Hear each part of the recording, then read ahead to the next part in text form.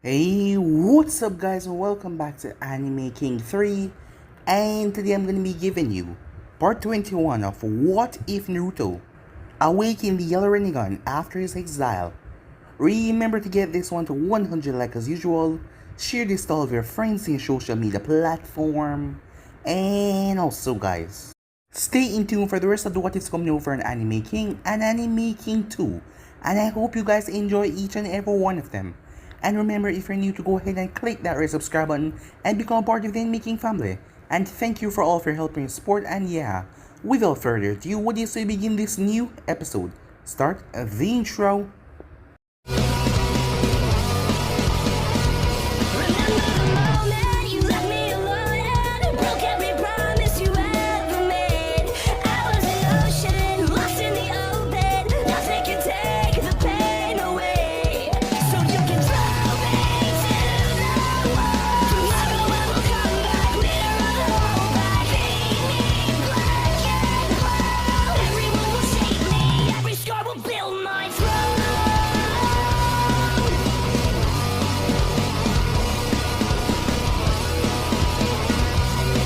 So, the last spot we left off, the people of the Hidden Rain as integrated with the people of the Uzumaki, seeing that there was many unfilled homes because most of the Uzumakis had perished were in the attack.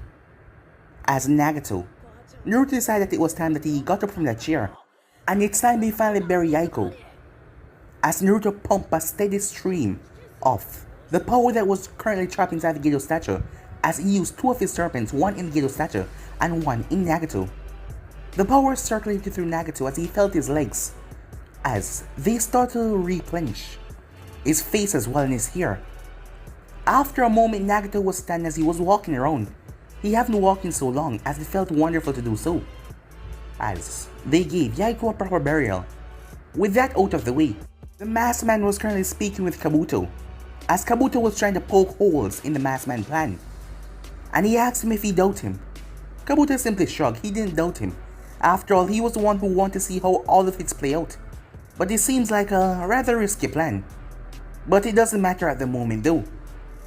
He's a background character in this, and he just wanted to see how all of this was going to play out. The masked man assured him that all of it would go fine. He did not know that Kabuto had an ulterior motive. Well, he had more Edo Tensei than he had let on. Someone very special. Someone that would surprise the world that he's still alive. Back at Uzu, it was time that Naruto take his rightful title, as the people of the Hidden Rain saw their god. They did not trust this Naruto Uzumaki after all. But here now their god spoke of him with such passion, and they even watched him bow to declare Naruto the Uzukage. As Naruto spoke to them one of those powerful speeches, the people started to cheer him on, especially the Uzumakis. They have already come to see him as their leader. As something happened though, Guren and Nagato eyes met for a brief second. It was like a strange spark. So after that, Naruto told Konan what happened, as Karen was in the room waiting for her. The both of them sit down and they spoke. As Naruto was getting worried by the second as they spoke, the both of them came out as they decided to play a little joke on him, saying that he had to choose. He was surprised. But the both of them started to laugh, as Naruto let things work out in his favor, as he couldn't believe they agreed to everything so quickly. And perhaps if all three of them were going to be together, they should probably try experimenting. Naruto in the past noticed too much blood was leaking from his nose, as when he woke up he was in bliss. He was in a bed. In front of him was the two girls that he loved so much, both of them in their underwear. He just had to thank what deity gave him this. So yeah guys, those basically that's what I thought. You guys can switch across to the PlayStation and check it out for yourself. So what is to begin this new episode? Nagato at the moment was making his way towards Naruto chambers. It was strange, being out in the light. All of his people gave him so much respect as he walked by them. The Uzumakis were also curious in his eyes, and he couldn't believe how nice they were. New people doesn't trust people that easily, but once they knew that he was a Uzumaki, it was like he was family, as he was completely put off guard by that. After all, growing up in the Hidden Rain wasn't nice at all. People despise and hate you there. People look out for themselves, never you. But the people here was just so Nice. So that kinda threw him off a bit, but he will get used to it. As he makes his way, he hasn't seen Naruto in some time now. But he came to a stop as he saw someone currently walking out of the household. It was the same girl that he noticed in the crowd. He didn't know why, but the both of their eyes had met. It was a captivating sight, and he didn't really understand it himself. Nagato was a god to most people, a powerful being that saw himself as a god. Well, that had put to realization lately. After all, he realized that he was pushing himself and overthinking a lot of things. But when it comes to the opposite sex, he had no experience other than Konan, and she was his best friend. But when it comes to actually being a woman and, well, talking to them casually, he had no experience. So when she spoke to him first, he was kind of surprised. "Are you going to see Naruto?" said Gorin as she looked at him. As she remembered him, he was the one that spoke so fondly of Naruto. "Yes," he said. "I wouldn't go up there if I were you." "Why not?" he asked curiously. "Well, he just went in with Konan a moment ago, and they haven't come out since."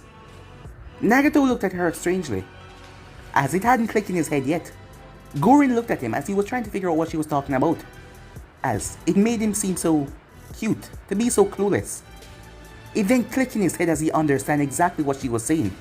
A small blush of embarrassment coming on his face. It was strange to think of her in such a way. After all, the only thing they had been doing for the last couple of years was fighting for their goal, nothing else, nothing more. So it was rather strange.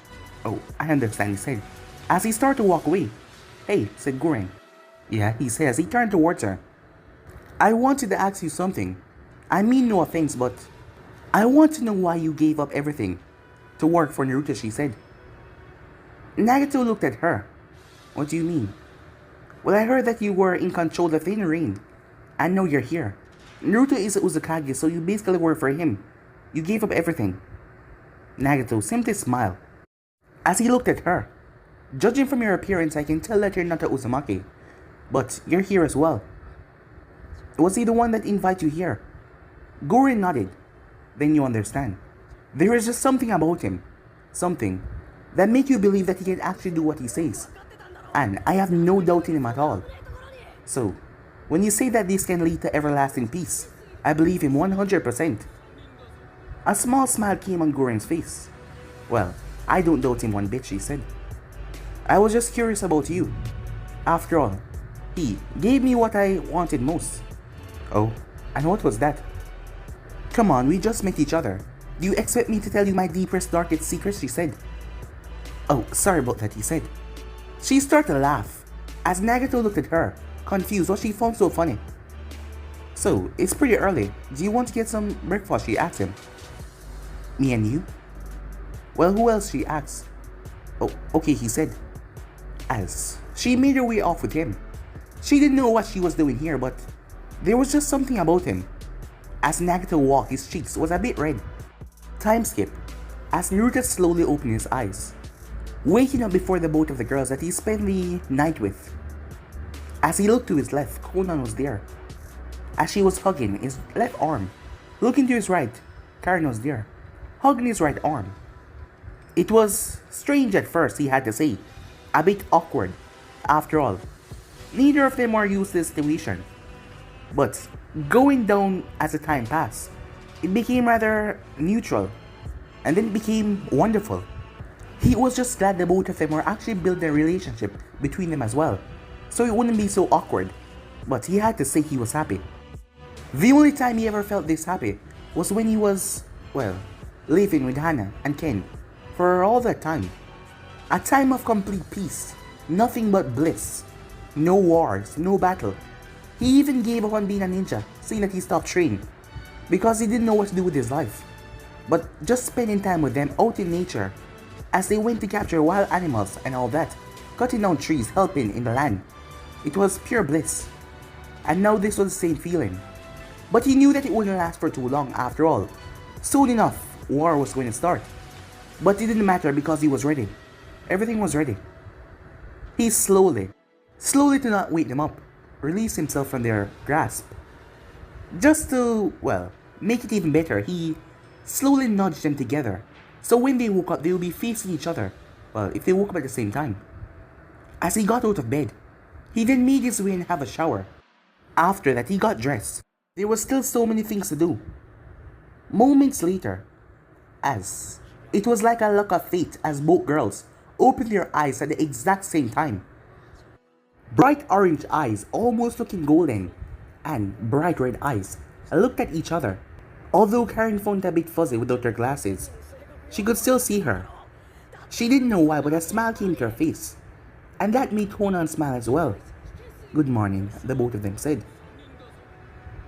As Conan stretched her arms a bit, so did Karen. The both of them realized he was not here, so it would give them an opportunity to talk. "Well, last night was..." "Yes," said Karen. "It was." Although the sentence wasn't finished, the both of them understand what it meant. "So I guess this could work," Karen said. "Well, the trial basis wasn't a failure," said Conan. "Why are you talking about it that way?" said Karen. "Trial basis?" "Well, it was a test, wasn't it?" said Karen. "Well, if it was a test, was it successful?" "Yes, many times," said Conan, as she got a small smile on her face that looked almost perverted. "I know what you mean," said Karen, as she smiled as well, remembering the events of last night. The thought ran through the both of their heads. They wish it could be like this all the times. But they both knew that it would not, after all. There was a war coming. Time skip.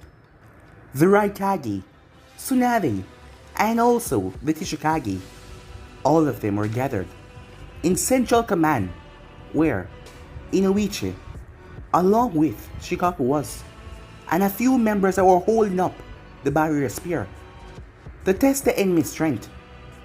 Most of them already knew that he was powerful, but they will be, well, getting the shock of their life when they see he arrived on the battlefield. "Status report. At the moment is clear, ma'am."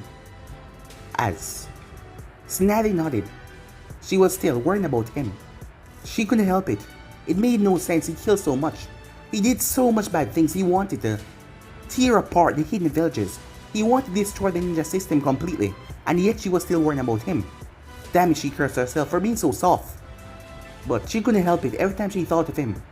She remembered all that he's done, and how determined and how strong he was when he was younger. How he did everything just to become Hokage, only to have that dream taken away from him by Danzo. It made her still furious to this day.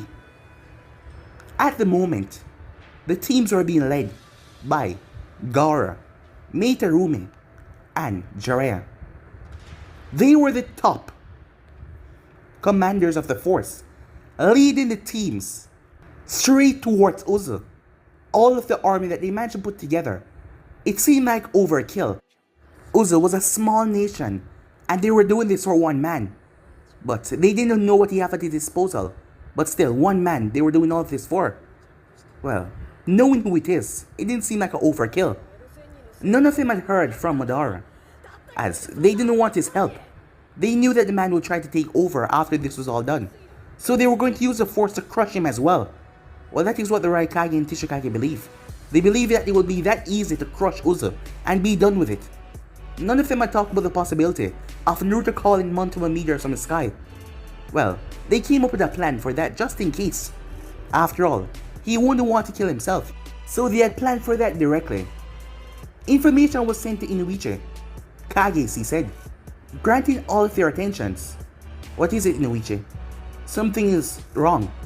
"What?" "The island. It has changed." "What do you mean change?" said Raikage, as he was confused by this current event. "It seems that the entire island had been blocked off. There is only one way in, a straight, narrow path, big enough for the forces to enter. But it is leading right into the heart of Uzu. So, he's giving us direct direction." "This is a trap," said Tishikage. "It doesn't matter," said the Raikage. He was still furious. The man couldn't believe that he had to send so much ninjas, ally themselves to take down one stupid man. "Naruto Uzumaki, today will be your end. Send them all in," he said as he slammed his fist to the table. "Use brute force and crush anything that he send your way." Knowing the Uzumakis, they really want to go in brute force swinging. said Snappy as she turned towards the man. He looked down, seemed to be thinking about the thought. It doesn't matter, he said. They will still fall. It doesn't matter what they do, they cannot win this. Because if we lose, everything will be gone. Everything that we come to know and grow up believing will be destroyed by this one simple-minded boy. So they have to be crushed. Send them in, he said. As it is, Ishaq seemed to agree with that. Snappy had no other choice but to agree. Despite everything, Naruto was just one man, and he just had a few ninjas behind him, so they did not really think that he had overwhelmed them all. Alright, Inoichi, tell him to proceed. That is exactly what Inoichi did. Meanwhile, as Gar was currently floating on a sand platform, as he was thinking about what Naruto had told him, to make a choice, and it seems like he did, because he could not align himself with this plan of Naruto's. He could not destroy the entire Shinobi nation. That is not what his predecessors had fought for. That is not what so many have died for, to just have everything be destroyed. So that is the main reason why he can't do that. On the other hand, Jiraiya was making his way, as he had already come to the decision in his mind. He was going to kill Naruto. Yes, he was going to kill him. That is the only way to end this pain and suffering, to end all of this. He was going to take that on himself. He knew that it would hurt him mentally, but he was still going to do it. On the other hand, the Mizukage just wanted his blood. She had fought, she had killed so many people that she got to know over the years because they had sided with Viagra and his extinction of the bloodline. She had fought for her home, she pushed herself day and night, and yet this one boy came and annihilated everything, forcing them to try and rebuild, going through so much hardship after all they've done, killing so many that they could have turned and convinced them to work for them. She wanted that boy dead no matter what. On the other hand, there was also a main selected group that were making their way. All of the rookies from Naruto graduation class. As Shikamaru was also on the battlefield. Ino, Choji, all of them were there. Just two was missing, and that was Sasuke and Naruto. Sakura being a medic nin, she should be at the medical station, but she was here.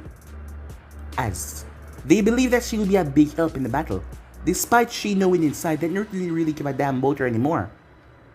The group had made a decision without Sakura. Flashback, a couple days. All of them were gathered. Sakura wasn't there.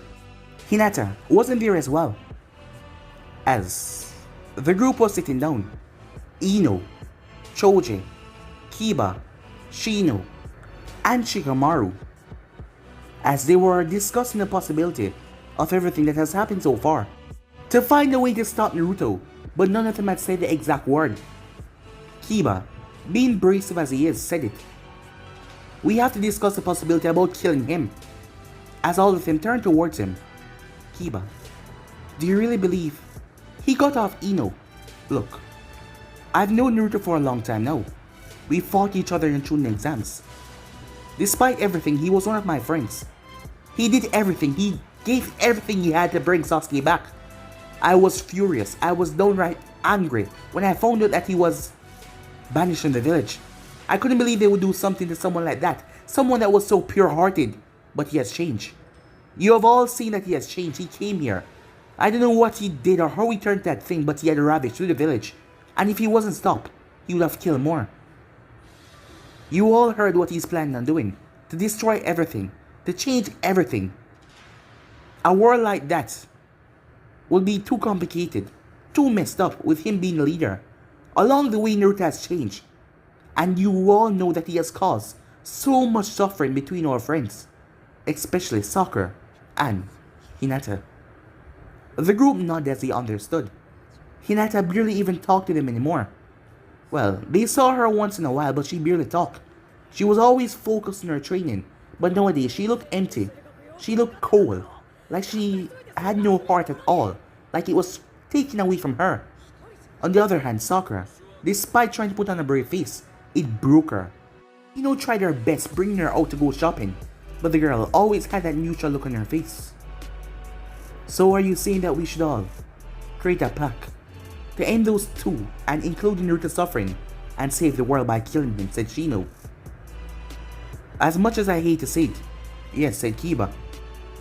Man, this is troublesome, said Shikamaru. For once, Choji was not eating. As he looked at them, are we really thinking about this, guys? Killing Naruto? I mean, Sasuke also betrayed the village, but no one is going after him this way. But Sasuke doesn't plan on destroying the world if he doesn't get what he wants, says Ino. Yeah, I guess you're right. Ino felt very sad for Naruto. After all, she was there. She was the one that spoke to Sakura that got her to apologize, but Naruto was already long gone. And she saw what happened. She saw something click within him that day when Sakura had told him off, but she never knew that it would result into this. Now all of their minds were set up, and they had one goal in mind.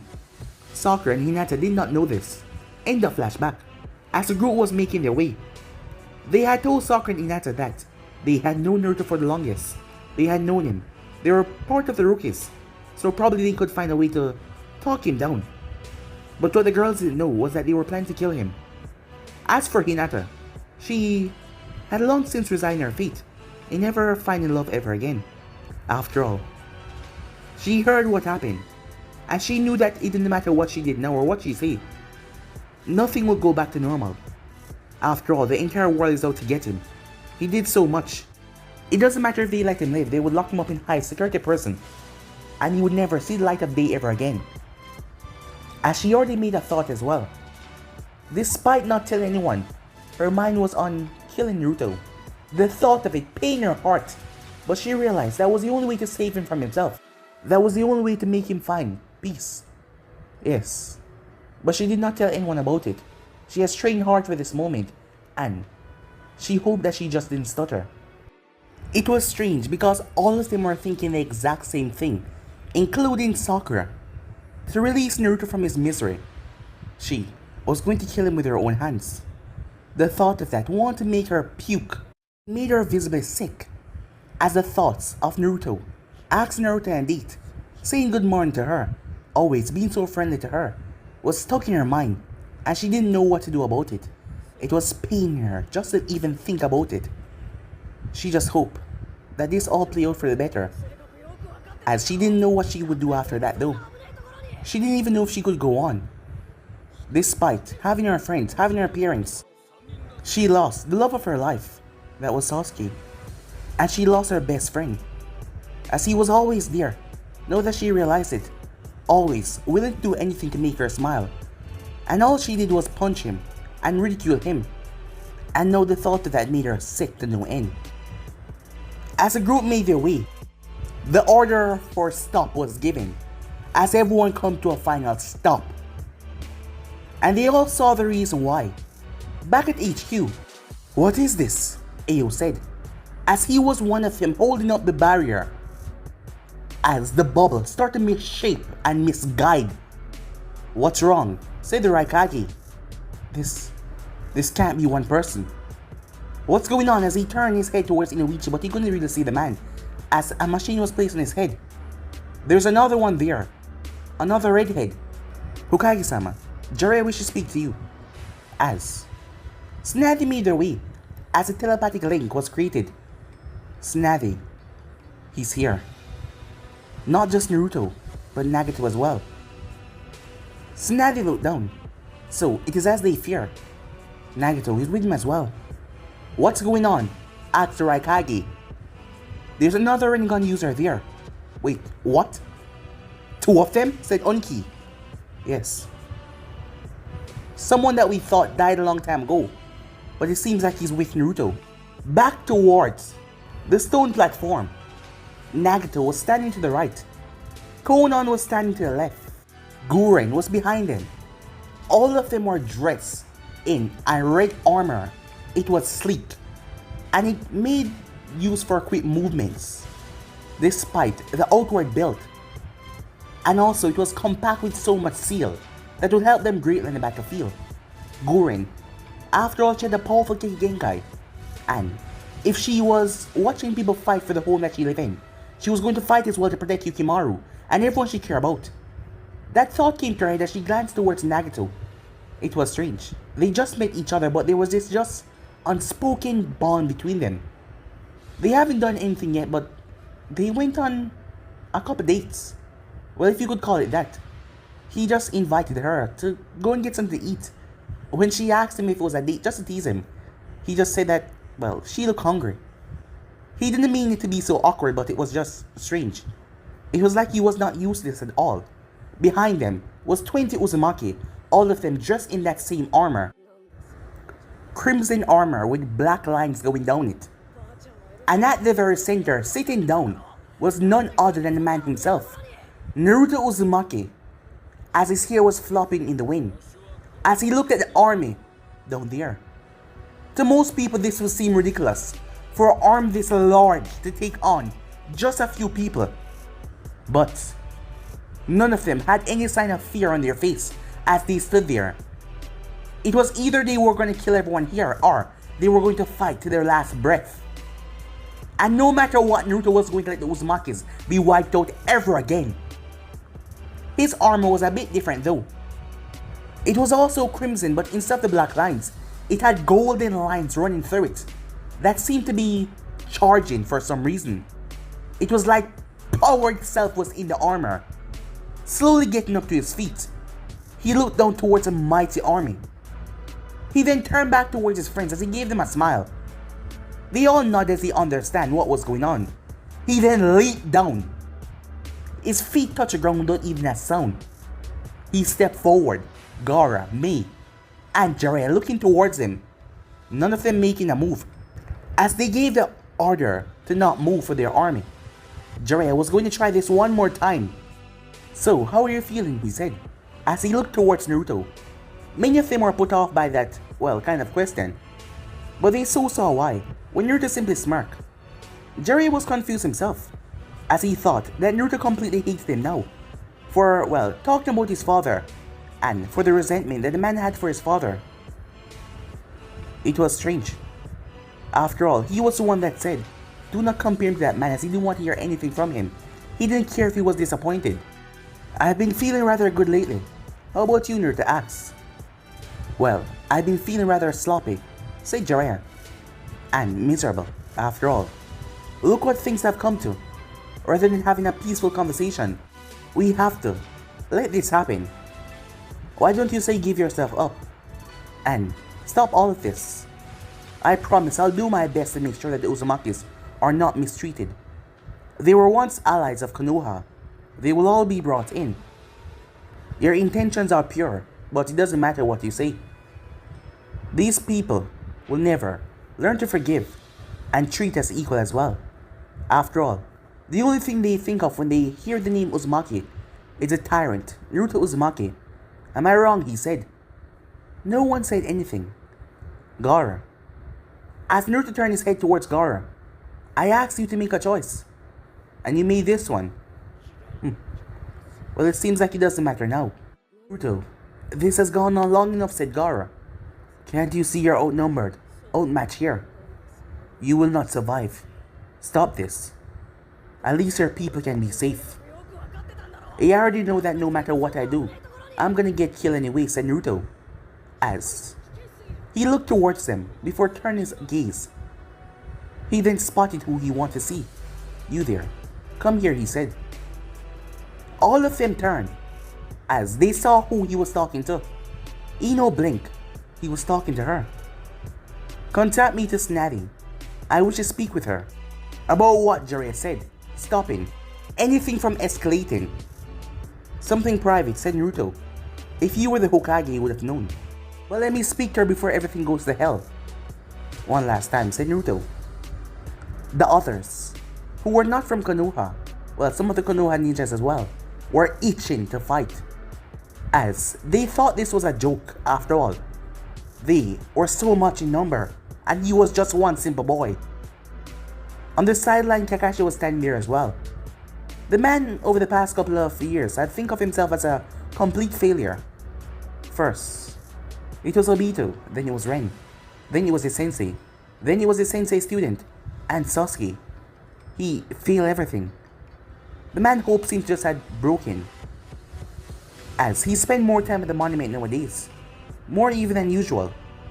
And when he was not at the monument, he was on missions, dangerous missions. The man seemed to have lost, well, hope. As he looked at Naruto, as he saw that there was no way changing him now.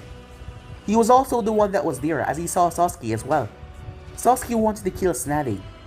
It seems like he has lost and failed everything. Seeing that they were not complying, Naruto raised his hand, as everyone tense. Ino found herself yank. No one could stop her in time as she was grabbed. One of Naruto's tails wrapped around her midsection. An onslaught of shurikens were sent from the crowd, people thinking that he was attacking. But Naruto's tail simply batted all the shurikens away. Jiraiya raised his hand to stop them, as Mei looked over at him, wondering what is the holdup. As Naruto set Ino down, Ino was shaking in fear, as she never knew that was going to happen. She slowly turned her head, only to see Naruto's golden eyes looking into her own. "Don't worry, I'm not gonna hurt you," he said. "Just connect me to Tsunade." "Why?" she asked. "I just want to speak to her. Can you do that?" She looked over at Jiraiya, and oddly enough Jiraiya nodded. "Yeah," she said, as she held out her hand, confused. Despite their, pack of killing Naruto, that was the last thing on her mind. She just did what she was told, as she placed her hand on his head. Everyone tense. This was a perfect opportunity. This was a time to attack.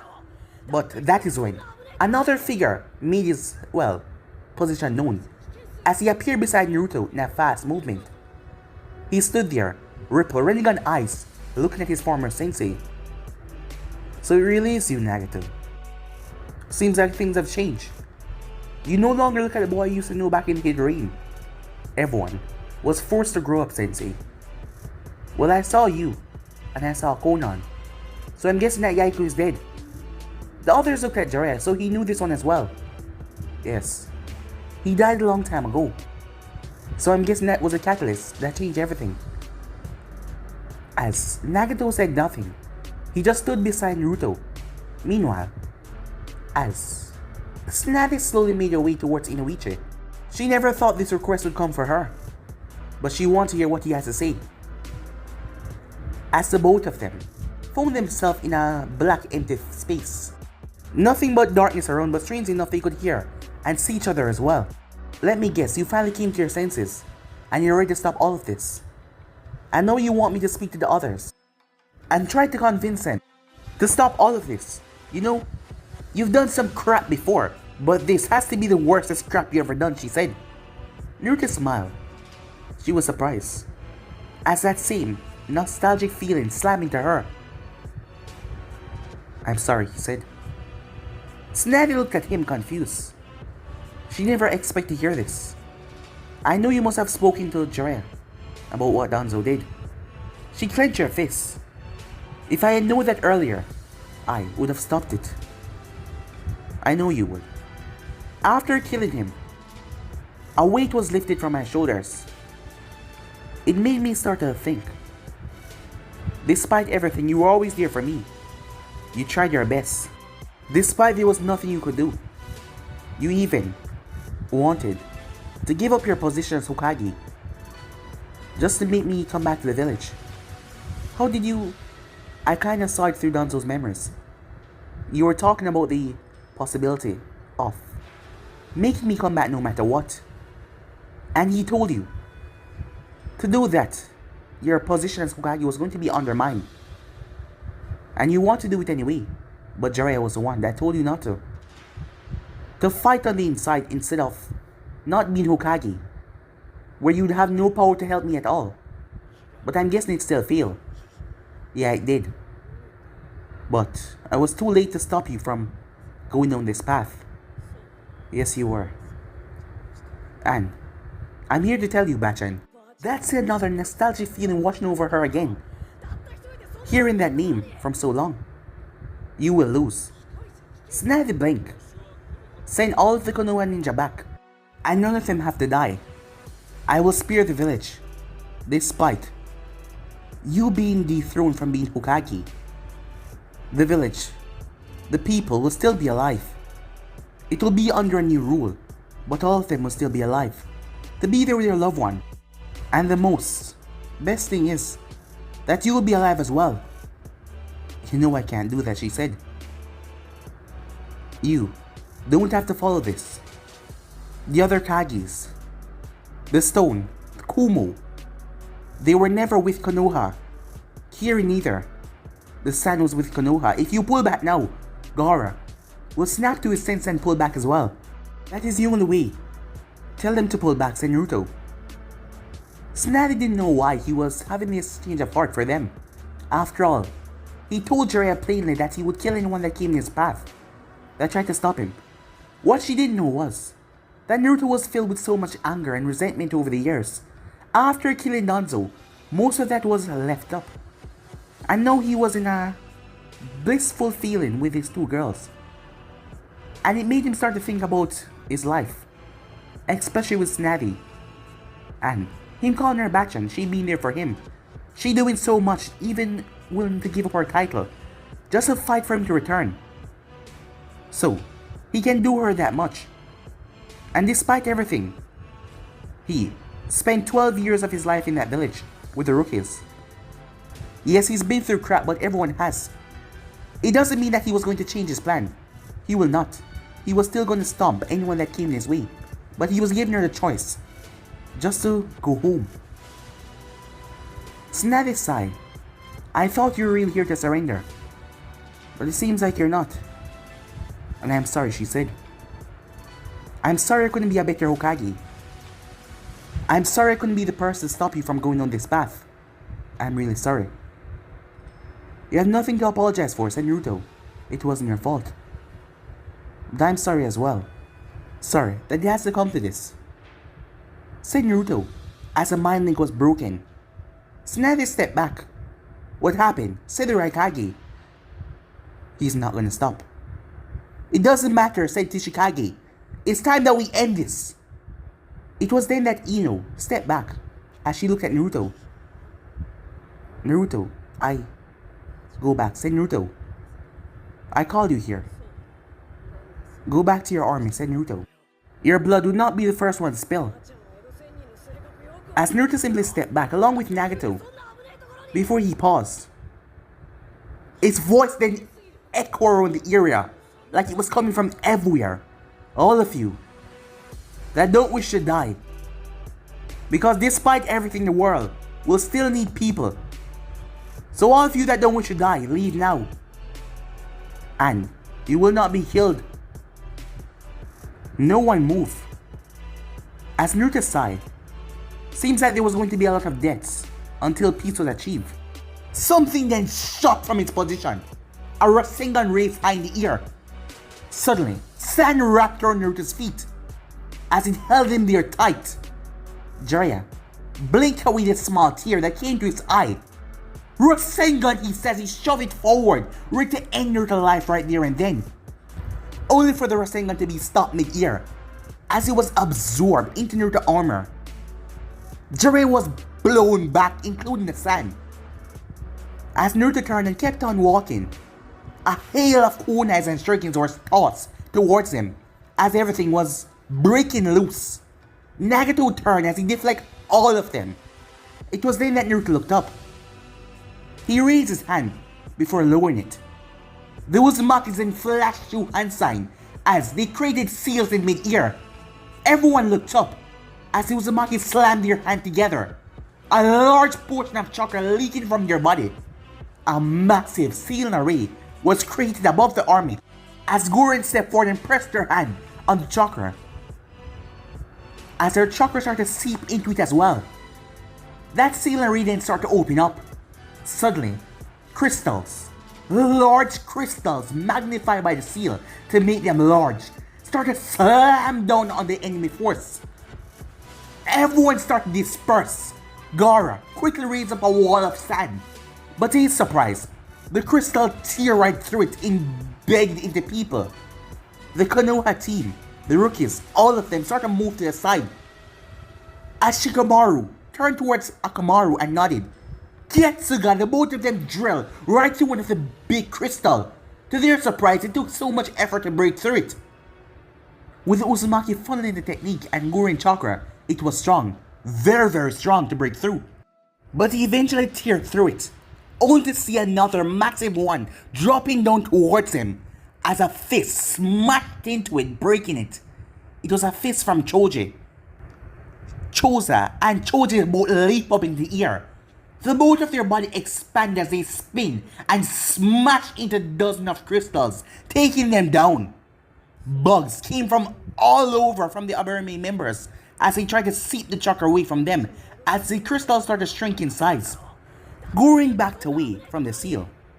It was then that fireballs started to rain down as the Uzumaki's elements were compact together and making them large. Fire, water, lightning, everything started to rain down from the seal, taking down ninjas after ninjas, most of them creating massive defensive walls to block the attacks. The Uzumakis then step apart as they went through hand sign before slamming their hand on the ground. It was then that ceiling tag started to appear out of nowhere as everyone's eyes went wide. Gaara released a large amount of his sand as he swallowed up all of the ground underneath them, his sand acting like a cushion. Boom! His sand shook violently. Most people shook from the explosion underneath him, but he protected them all. "Take him down," said Mei, as she realized if they took the leader down, the entire thing will stop. Both Naruto and Nagato turned to each other as they gave each other a nod. The rookie team looked at each other as Shikamaru shook his head. They did not go forward as they stopped. They would not do anything in this chaos. They need to get him all alone. But Hinata did not care about that as she shot forward, now sporting a katana that she gripped onto as the entire army started to move. As Naruto and Nagato watched as the onslaught was about to come, Konan flew high up in the air as she started to fire down paper shurikens and kunais. As both Naruto and Nagato run forward, the first man that intercepted brought his kunai back, only to have his arm snapped by one of Naruto's tails as he was smashed into his friend, both of their heads connecting together. The both of them were tossed aside like rag dolls as Naruto ducked under a sword swipe before jamming someone right in your stomach. A brutal taijutsu battle then entailed as the army tried to overwhelm them, but to their surprise, the two Uzumakis along with Konan up in mid-air was keeping them off. They were not passing the borderline. Bodies were sent sailing through the air. Enemies were flying everywhere as the two Uzumakis kept on running through the army. Gaara, Mei, and Jiraiya stood there as they couldn't believe what they were seeing. None of them were even getting close, and not to mention there was something up with Naruto's armor. The thing was charging to what they saw. The light keep on getting brighter and brighter. The group dispersed as a large set of them run through hand sign, water style, crushing water wave as they opened their mouths. A massive stream rose up, ready to slam down on the two. Wasting no time, Naruto went through hand sign rather quickly. "Fire style," he said, as he took in a deep breath. Purgatory rage. He blew out a stream of fire that shocked everyone, saying that it was twice the size of the water style that it took 20 ninjas to create. Both attacks smashed together, but fire was still weak against water as steam filled the entire area. Both Nagato and Naruto shot forward. Bodies could be seen flying, some of them without their heads, some of them impaled. People were dropping like flies. As Gaara and the others couldn't believe it as they watched with shock.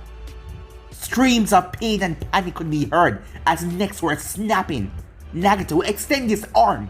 As he put it forward, at least 20 bodies were blown away with a force that smashed them into the ground. They did not have the chance to get up as they were impaled by paper shuriken through the chest, killing them instantly. It was then they heard it. Summoning jutsu, both Nagato and Naruto said. There was at least 20 smoke that went off, and all sorts of creatures, scorpions, giant birds started to appear, dinosaurs, as they attacked the group in a fury. Explosions of ninjas trying to fire off jutsus as they were devoured. It was more like a massacre going on down below, despite it was only 2 people facing off against an army of thousands. Back at the command center, they're not stopping. Inoichi says he couldn't believe it. "What is going on?" asks Raikage. "They're not getting through. They're not passing the border." The right Kage smashed his fist on the table, denting it. How is this even possible? There are just two of them. Why is no one breaking through the line? They're too powerful. If something isn't done, this will not end in our favor. Well, I think it's time that I get going, said the Ishaq as he got up. What? Said Snazzy. Well, staying here and wasting my time would be a great disadvantage to our battle side. So I might as well join the battlefield as well. The Raikage got to his feet. Might as well, he said. Seeing that the force was near to Uzu, they decided to take a closer approach, as they wasn't that far. Snazzy looked at them. You stay here, Hokage. Someone need to run the central post, just in case. As both men made their way. After all, it seems like the two Uzumakis could not be stopped. Well, they were going to put an end to it, right here and right now as they made their way. As the battle continued, everyone watched. The group from Konoha did not engage. As they watched, it was nothing but a complete slaughter. None of them stood a chance. Bodies were still flying from east to west, north to south. No one could stop the Uzumakis as they went through the army. And it didn't seem like they were slowing down at all. That was a strange thing. They still had enough chakra to keep up. As both Naruto and Nagato slammed their hands together, Soul Dragon, they said. A screeching sound could be heard as a strange, transparent dragon appeared. Everyone looked at the thing as it roared. It then shot forward hundreds, had their souls pulled out of them. Move, if that thing touches you, it will kill you. A man says he leaped forward as the dragon passed through him, as his soul was taken away. Everyone started to run back in shock, but it was too late as they started to get swept up into the attack. Right after Nagato and Naruto released a jutsu, thousands had died in that one siege. As the army stood there, completely disbelieving, they had the numbers, they had the manpower, they had the overwhelming force, but yet still, they couldn't break through the line. How was that even possible? As Konan was up in mid-air, watching all of them, as she was not tired yet, seeing that she hasn't been doing much fighting, just using her power of flight to take out the enemy force up here. She had to twist as a lightning surge passed her. As she looked down and she caught sight of the masked ninja, Kakashi Hatake, as he was the one that released that surge. She then moved out of the way as a green blur ripped through the air where she was. As Guy landed beside Kakashi, her wings extend as they point towards them, as both of them leap away as hundreds of shurikens impale the ground. Both Naruto and Nagato stood there, with the army of summoning creatures behind them. No one could get past them, and even if they tried to go around, they were taken out by the Uzumakis. It seems like Fuinjutsu was really a deadly art, as they were able to mobilize anyone that got too close and go and finish them off with one swift crystal to the skull, ending their life. It was then a sound could be heard, human boulder, as four massive spinning objects dropped from the sky. Four members of the Akamichi clan, Choji included, dropped down on Naruto and Nagato as the ground cracked from the force. But the surprising thing was, they were not crushed. The ground cracked because of the force that had dropped on them, but they were being repelled. The four members were sustained in mid-air, spinning, trying to break through the guard. As Naruto caught sight of Choji's face, as the boy seemed reluctant to do what he had to do. Raising one hand though, Almighty, push, both him and Nagato said, as the bodies were sent sailing as they smashed into a different direction. As Naruto and Nagato both descend up into the sky, everyone saw as Nagato fall back. All of them prepare a defensive jutsu, knowing that this was going to be nasty. As Naruto's tails came out of his back, they then hunched over as he started to gather a power on the tip of them. All of them started to illuminate the place with a bright light. It was then a ball started to form right in front of him. A member from Kumo shouted, "That's a Bichu bomb! Watch out!" he said. But he was given no time as Naruto released it. The thing tore through their ranks before dropping right into the center. As Naruto closed his eyes, boom! An explosion tore through the field that tore everything apart. Not before Sakura smashed her face into the earth. As the explosion spread out wide, bodies were ripped to shreds. People were blown apart. The army of 1,000 wasn't looking so strong anymore, as 2 people were able to hold back all of their defenses. Despite having the manpower, they lacked the power to back it up.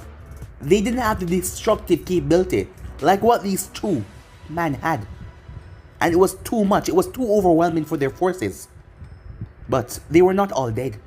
Deep underground, Sakura managed to save a lot of them, as a massive hole was in the ground, which they all had went underneath. Right beside Naruto, the ground broke open as Hinata came through. As she swung her blade, it connected right in Naruto's chest, clinging against his armor. She was surprised it didn't even land a scratch. "You did not hesitate. You changed," said Naruto. "Or let me guess, you guys also made a pact to kill me as well, to save me from my pain and my misery."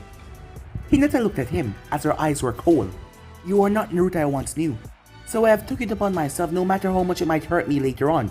I will save you," she said, "by ending this life of yours, because this can only bring you pain and suffering." "Hinata, you need to move on," said Naruto as he looked at her. "I remember what you told me, but it could never work," said Naruto. "Things are just different. At the moment, I'm afraid that is how it will stay." "This isn't about love anymore," she said. "I still do love you, despite everything.